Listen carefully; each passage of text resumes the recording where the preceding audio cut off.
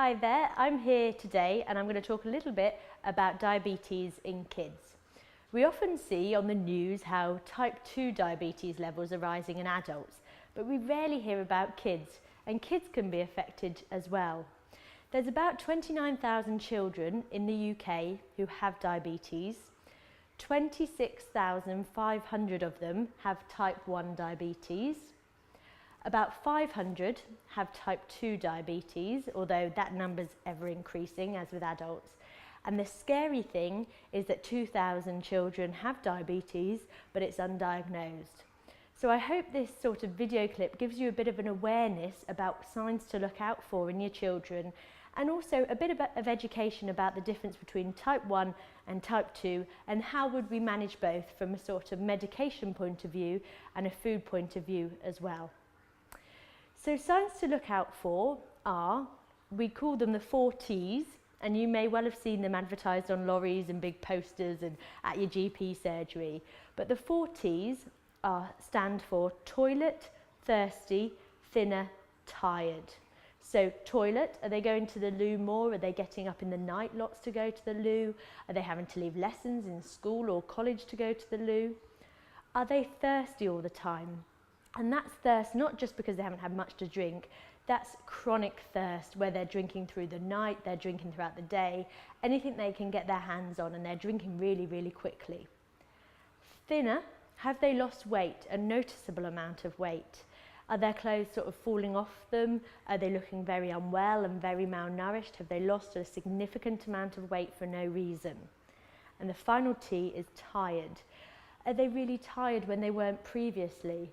And often we can put that to the back of our minds because we think, oh, they're busy with school, they've got lots going on, they're seeing their friends, etc.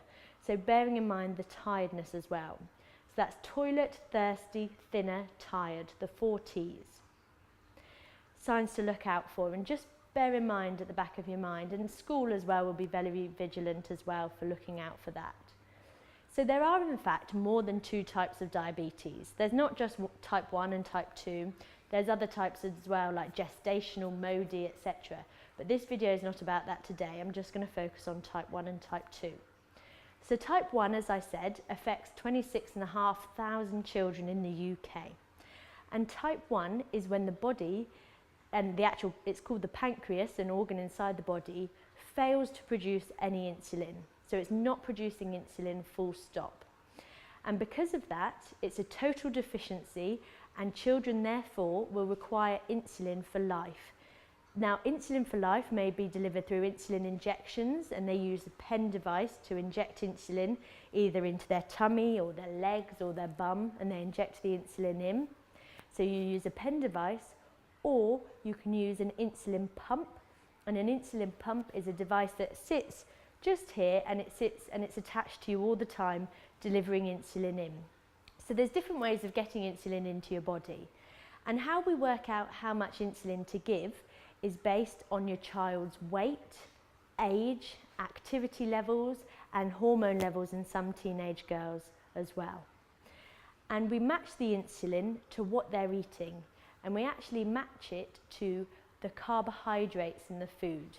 So all foods, so fat and protein, will affect your blood sugars as well, but it's the carbohydrates we look at, and we do something called carbohydrate counting.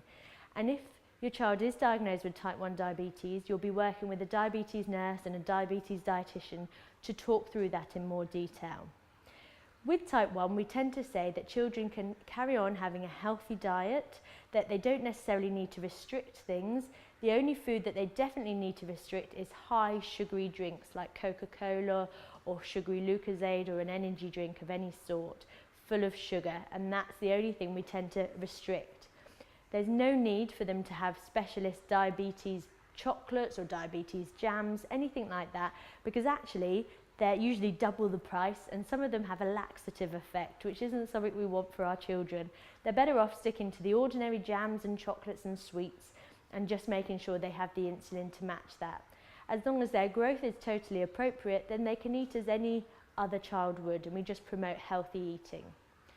Type 2 diabetes is slightly different, and it's a similar thing to adults. Type 2 is often caused either due to genetics, so if your parents are overweight and the child might be overweight, or different ethnic minorities as well are more prone to getting type 2 diabetes. In type 2 diabetes, the pancreas does secrete insulin and it is releasing insulin all the time, but it's not very effective. It's getting a bit rusty. It's not working as well as it used to. And because of that, we need to either lose weight and start eating healthily, or we might require some tablets and insulin. But the tablets and insulin in type 2 diabetes are preventable. So if we can get their diet as healthy as we can, exercising as much as we can as well, then we don't need to go on to the medications and insulin, which is obviously going to be better for our overall health. So hopefully today that gives you a bit of an overview on type 1 diabetes, type 2 diabetes. And for both, we're just looking at healthy recipes and meal plans, which will be available on other parts of the Switch website.